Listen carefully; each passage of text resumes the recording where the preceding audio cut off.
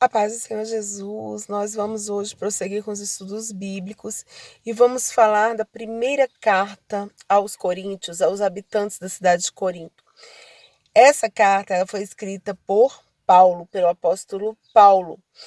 E por que ele escreve essa carta? Na verdade, ele ficou na cidade de Corinto por 18 meses implantando a igreja e, posteriormente, ele vai para Éfeso.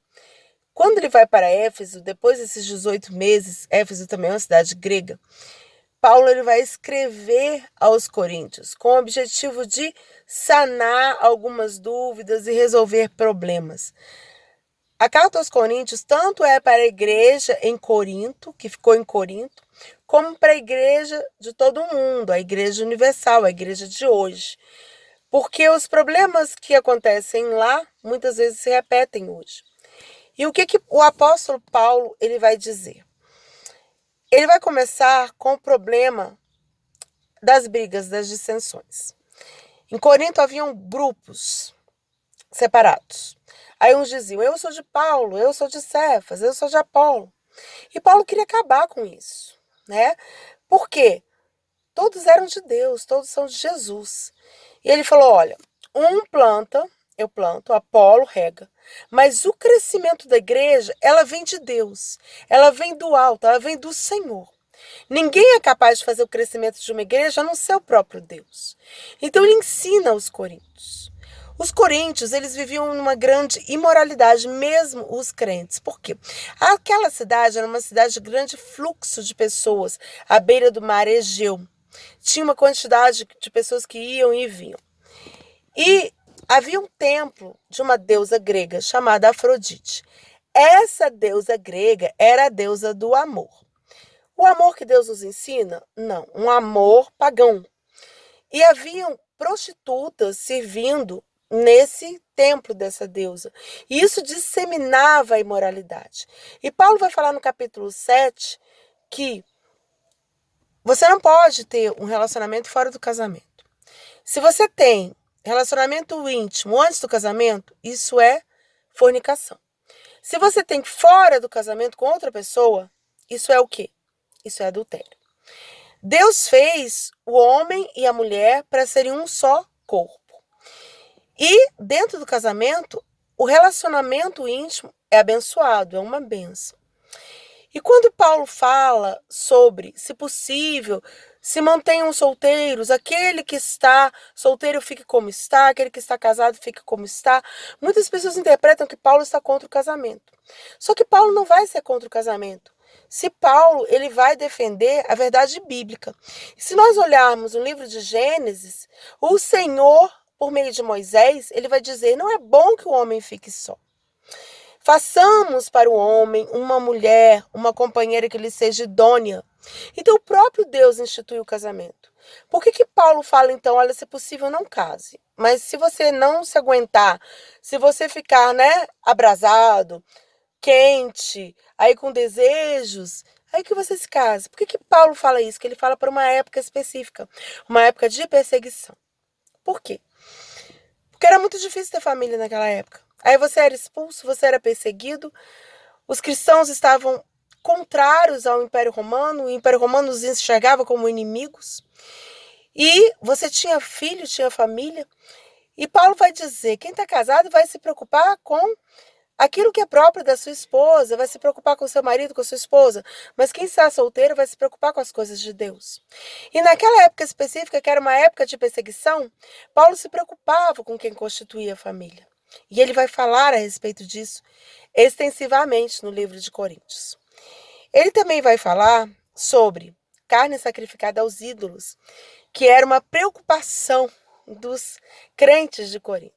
Os crentes de Corinto, eles tinham muito a filosofia grega em suas mentes e eles eram extremamente liberais. Eles achavam que tudo estava bem, tudo estava bom.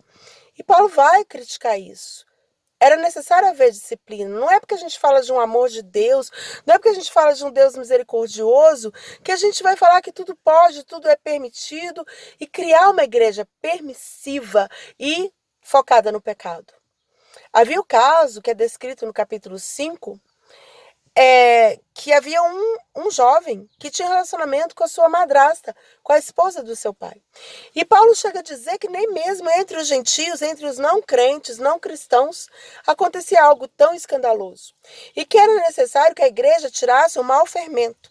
Na linguagem de hoje, a gente pode dizer que a maçã podre, ela pode estragar todo um cesto, não é?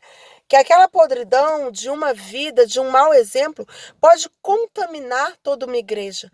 Por que é necessário que haja o quê? A exortação.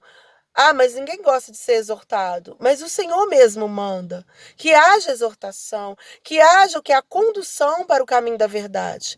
Se alguém está num caminho que não é o caminho verdadeiro, que não está agradando a Deus, que está em pecado, que está escandalizando, é necessário que em amor, logicamente, essa pessoa seja conduzida a quê? Seja conduzida à verdade, ao caminho do bem, ao caminho do Senhor, a porta estreita que conduz à salvação e não a porta larga que conduz à perdição. Então o apóstolo Paulo ele vai dar todas essas orientações para os habitantes de Corinto. E ele vai falar do problema dessas carnes contaminadas, por quê? Havia no templo da deusa Afrodite, dessa deusa do amor, muitos sacrifícios de animais. E aquilo que não era aproveitado, digamos assim, era vendido nos mercados. E os crentes ficavam, vamos comer ou não vamos comer? E Paulo, ele vem sanar essas dúvidas. Ele fala, olha, o ídolo nada é. O ídolo não tem poder, o ídolo é nada. É um pedaço de madeira, é um pedaço de gesso, ele não tem poder. E quando as coisas sacrificadas aos ídolos, se você não souber, coma de tudo que tem no mercado. Então não tem, eu não vou comer aquilo, não vou comer isso, será que é isso, será que é aquilo? Por causa da consciência, a gente come tudo que tem no mercado. Mas se a gente souber que é sacrificado, aí a gente já não pode comer, não é verdade? Aí a gente já não pode comer. Por quê? Porque você já sabe, está fazendo consciente. E o apóstolo Paulo lhe dá esse direcionamento para os crentes daquela época. Você está sabendo que você está comendo, por exemplo, tem um despacho na sua rua. Você vai comer. Você sabe que aquilo é oferecido a um Deus, né? Um Deus com D minúsculo, oferecido a um espírito, oferecido a uma entidade. Você vai comer? Você não pode comer aquilo. Você já sabe a origem, o significado, não é? E toda a causa daquilo ali. Mas se você não sabe, você vai orar e vai comer.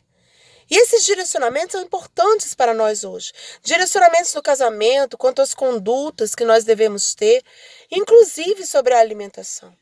É isso que Paulo fala naquela época para os coríntios, para os habitantes de Corinto, e ele fala para nós hoje.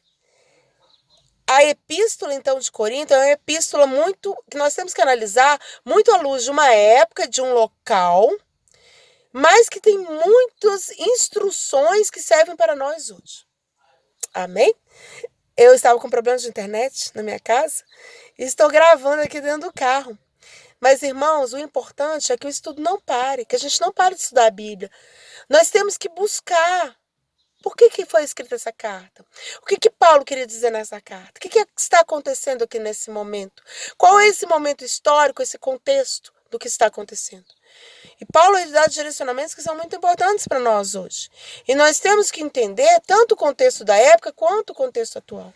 Quando ele fala de dissensões na igreja, brigas, ele fala que essa briga não seja, por exemplo, que os crentes daquela época da igreja de Corinto estavam espalhando as confusões que eles tinham para fora da igreja, como se fosse lavando a roupa suja fora de casa.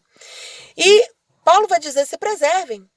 Não estejam espalhando, não estejam dando mau testemunhos, não estejam falando de situações que têm que ser resolvidas internamente. Nós não temos que expor irmãos, não temos que falar de irmãos, temos que orar. Temos que resolver dentro da... A igreja ela existe para isso, para cura dos feridos, para direcionamento dos perdidos, para salvação, para libertação. Para isso que a igreja existe. Tanto a igreja de Corinto naquela época, quanto a igreja de hoje. Amém? Que você seja abençoado por esse estudo e que os ensinamentos de Paulo possam nos alcançar para que sejamos realmente direcionados por aquilo que Deus quer para nós. Deus quer casamentos santos. Deus quer que quem está solteiro permaneça, né, na santidade. Deus quer que nós o busquemos. Deus quer que não haja dissensão, que não haja essa questão de um querendo aparecer mais que o outro dentro da igreja. Ah, eu fiz mais. Não, quem dá o crescimento é Deus, quem faz a obra é Deus. E essa mensagem nós temos que trazer para o dia de hoje. E tudo que nós vamos fazer, vamos comer, vamos comprar algo, façamos sob a direção do Senhor. Se a gente sabe que não é bom, que não é de Deus, que não vem para a bênção, nós temos que eliminar. Amém? Temos que ser corajosos, falar a verdade, eliminar aquilo que não vem do Senhor. Que você tenha um bom aproveitamento desse estudo e na semana que vem prosseguiremos falando mais sobre o estudo de 1 Coríntios. Amém, que Deus te abençoe, que você seja ricamente abençoado, que a sua mente esteja cheia do poder de Deus nesse momento e o seu coração cheio de entendimento divino, que você possa receber as orientações do apóstolo Paulo, que são para mim e para você também. Amém? Deus abençoe a todos.